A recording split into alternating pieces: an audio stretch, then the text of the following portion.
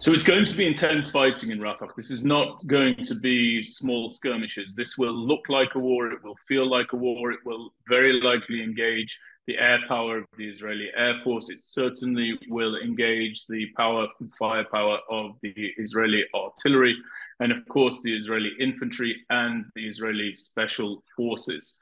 But it comes with a series of difficult dilemmas that may start to play out in real time, depending on how close to the Hamas leadership the IDF is able to come. For example, will the leadership of Hamas seek to stop that offensive by the IDF, perhaps by executing hostages? It's not something that people want to think about out loud, but it's something that absolutely has to be considered. And how will the Israel Defense Forces and the Israeli government respond if that does turn out to be the case?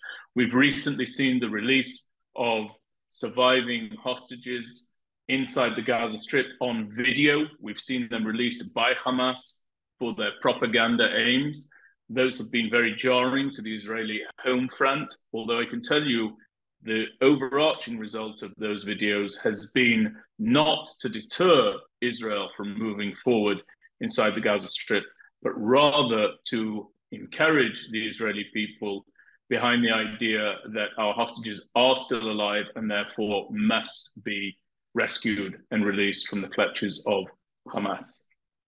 So one of the reasons that you're seeing this feverish effort for a deal to be done, other than the obvious, is that this major operation by the Israel Defense Forces is going to be in the area of Rafah, which is the city that is adjacent to the Rafah crossing. The Rafah crossing, of course, abuts the Sinai Peninsula, which is sovereign Egyptian territory.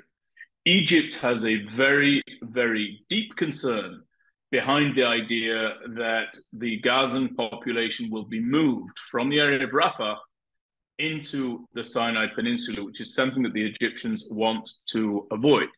And as a consequence of that, they are now leveraging as much pressure as they're able to on Hamas in order to see the hostages released. Now, the stages of the hostage release are quite complex and very complicated.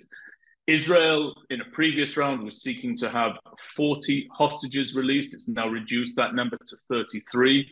Hamas wants to see aerial surveillance stopped by the Israelis for 8 hours per day, 10 hours per day on days when hostages are released. But ultimately, what I think people need to realize and understand is that Sinwar wants one thing above all. He wants to see an end to the war. He will take such an outcome as a victory. He will propagandize it as a victory, falsely so.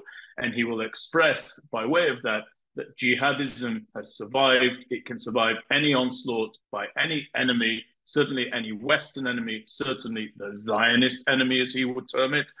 And without him receiving assurances that a release of the hostages will result in an end of hostilities, it's unlikely that we're going to see them released by way of a deal.